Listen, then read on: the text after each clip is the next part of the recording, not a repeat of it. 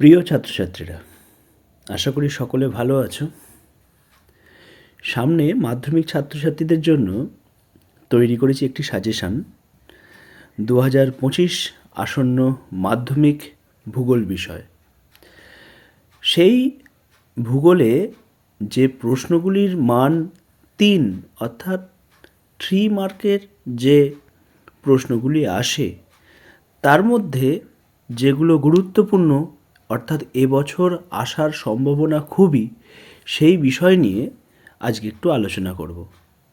এখানে তোমরা দেখতেই পাচ্ছ প্রশ্নগুলো, কিন্তু কিভাবে সিলেকশন করতে হয় সেটা আজকে এখানে জানাবো।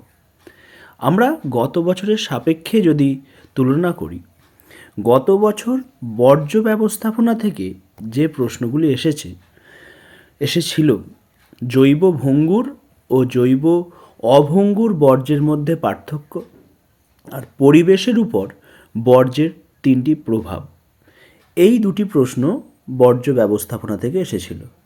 সেই দিকে লক্ষ্য রেখে এবছর আমার মতে যে প্রশ্নগুলি আসা খুব গুরুত্বপূর্ণ, মানে আসতেই পারে, সেগুলি হলো বর্জ্য ব্যবস্থাপনায় শিক্ষার্থীদের ভূমিকা, এটি খুব গুরুত্বপূর্ণ। আর কঠিন বর্জ্য যে ব্যবস্থাপনার পদ্ধতিগুলি রয়েছে তার মধ্যে যে কোনো 3টি পদ্ধতি আলোচনা করো, এবং বর্জ্য ব্যবস্থাপনায় 4R পদ্ধতি কী। মানে এই 3টে প্রশ্ন তোমরা যদি খুব ভালো করে পড়ো, আশা করি একটা প্রশ্ন আসার সম্ভাবনা মানে কমন পেয়ে যাবে।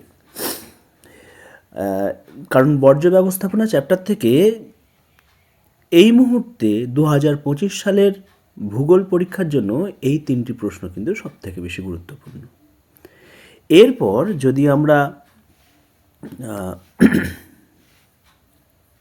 যদি আমরা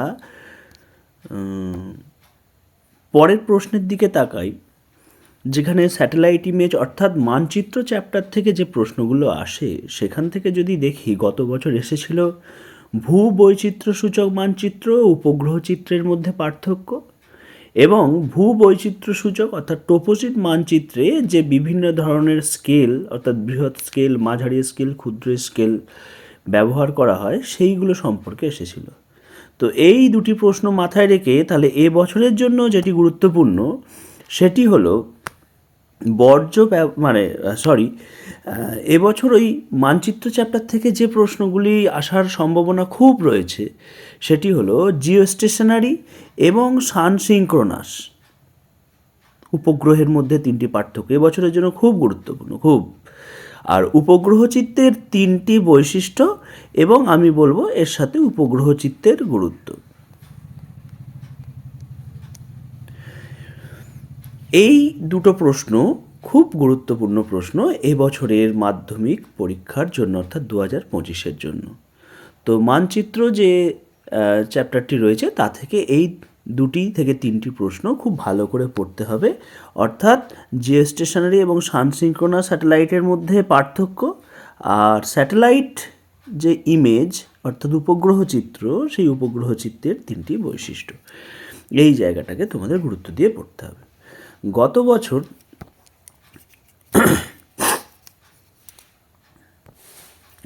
বছর যদি আবার একটুখানি পরের 2024-এর প্রশ্নের দিকে তাকাই, তাহলে দেখতে পাবো যে প্রাকৃতিক ভূগোল থেকে যে একটি প্রশ্ন আসে তার মধ্যে এসেছিল হিমরেখার উচ্চতা সর্বত্র এবং সব ঋতুতে সমান হয় না কেন। আর বায়ুমণ্ডল চ্যাপ্টার থেকে এসেছিল ঘূর্ণবাত ও প্রতীপ ঘূর্ণবাতের মধ্যে পার্থক্য। তো এই দুটি প্রশ্ন যেহেতু এসে গিয়েছিল, তাই এবছরের জন্য আমার মনে হচ্ছে যেগুলি গুরুত্বপূর্ণ সেটি হচ্ছে, যেহেতু বড় প্রশ্নের হিসাবে হিমবাহের দিক থেকে আসার সম্ভাবনা, তাই আমার যেটা মনে হয় সেটি হচ্ছে নদী থেকে গিরিখাত এবং ক্যানিয়নের মধ্যে 3টি পার্থক্য, এটা খুব আসার সম্ভাবনা রয়েছে। বদ্বীপ গঠনের 3টি অনুকূল পরিবেশ। আচ্ছা, বায়ু যেহেতু গত 2024 সালে বড় প্রশ্ন এসে গিয়েছিল, তাই ছোট প্রশ্ন হিসাবে এইটুকু প্রশ্ন করা যেতেই পারে, মরু অঞ্চলে বায়ুর কার্য প্রাধান্য পায় কেন, এইটা। আরেকটা করতে পারো এখানে ইয়ারদাং এবং জুগ্যানের মধ্যে পার্থক্য, এই জায়গাটা করা যেতে পারে। আর মরুভূমি সম্প্রসারণ প্রতিরোধের 3টি উপায়, মরুভূমি সম্প্রসারণ ওই বায়ুমণ্ডল চ্যাপ্টার থেকে আছে। তো এই জায়গা থেকে করলে মানে প্রাকৃতিক ভূগোলের বহির্জাত প্রক্রিয়া চ্যাপ্টার থেকে আমার মনে হয় এই 3টি প্রশ্ন যদি 4টি প্রশ্ন যদি করা হয় তাহলে এর মধ্যে থেকে একটি প্রশ্ন আসার সম্ভাবনা খুব বেশি। তো এই জায়গাটাকে গুরুত্ব দিতে হবে। এরপর যদি আমরা বায়ুমণ্ডল চ্যাপ্টারে চলে যাই, সেখানে যে সকল প্রশ্নগুলি 3 নাম্বারের জন্য 2025-এর ভূগোলের জন্য আসার সম্ভাবনা খুবই, তো তার মধ্যে গুরুত্বপূর্ণ হচ্ছে, যদি আমরা দেখি উচ্চতা বৃদ্ধির সাথে সাথে উষ্ণতা হ্রাস পায় কেন, তার 3টি কারণ আলোচনা করো, এটি খুব গুরুত্বপূর্ণ। স্থলবায়ু এবং সমুদ্রবায়ুর মধ্যে 3টি পার্থক্য, এটিকে একটু ভালো করে করতে হবে। আর বায়ু উষ্ণ হওয়ার 3টি পদ্ধতি, অর্থাৎ বিকিরণ পদ্ধতি, পরিবহন পদ্ধতি, পরিচলন পদ্ধতি, এই জায়গাটা খুব গুরুত্বপূর্ণ। এর সাথে 3 নম্বরে আসার সম্ভাবনা যেটি রয়েছে সেটি হচ্ছে শৈলোৎক্ষেপ বৃষ্টিপাত, একটু পড়তে পারো, পরিচলন বৃষ্টিপাত, অর্থাৎ অধঃক্ষেপণ সম্পর্কে একটুখানি ওই জায়গাটা গুরুত্ব দিতে পারো। কিন্তু এই 3টে প্রশ্ন খুব গুরুত্বপূর্ণ, যেটা আমাদের 2025-এ 3 মার্কের জন্য খুব আসার সম্ভাবনা বেশি।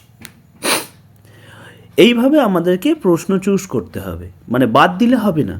অর্থাৎ আমি গিরিখাত এবং ক্যানিয়নের মধ্যে পার্থক্য করলাম, আর এদিকে উচ্চতা বৃদ্ধির সাথে সাথে উষ্ণতা হ্রাস পায় কেন এরকম একটি করলাম, তাহলে কিন্তু কমন আসার সম্ভাবনা অনেক কমে যাবে।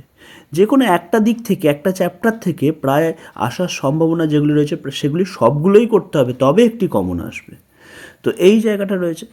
এরপর চলে আসি আমাদের আঞ্চলিক ভূগোল। সেই জায়গাটায় যদি দেখি গত বছর যে প্রশ্নগুলি এসেছিল, তো সেক্ষেত্রে সেখানে এসেছিল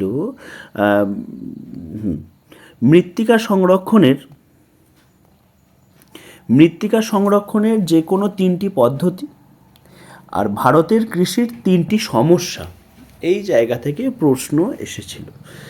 তো এবছরের জন্য তাই আমার যেটা মনে হচ্ছে যে এই বছর যেটা হতে পারে, আমাদের জলসম্পদ যে চ্যাপ্টার রয়েছে আঞ্চলিকে, সেখানে বৃষ্টির জল সংরক্ষণের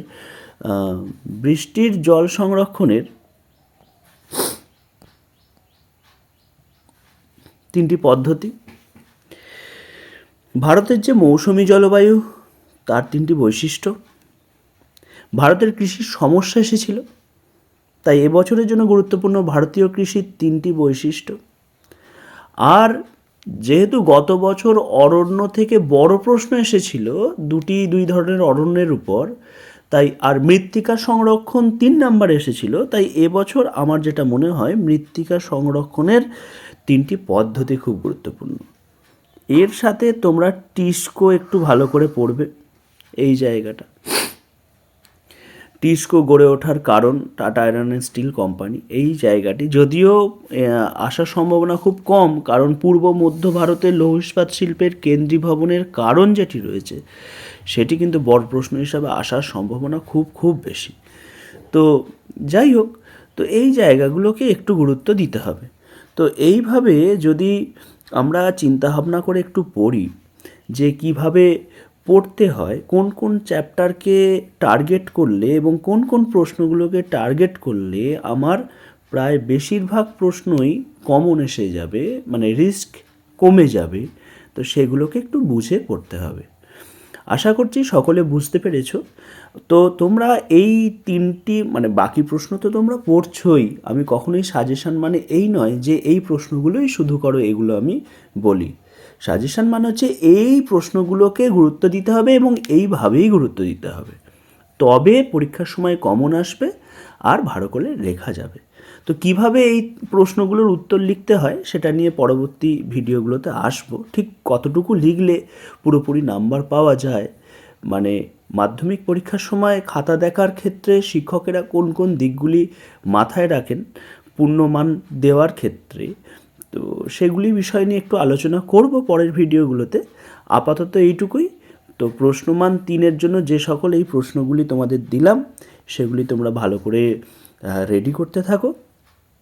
সকলের আগামী দিনের পরীক্ষা খুব ভালো হবে। ধন্যবাদ সকলকে।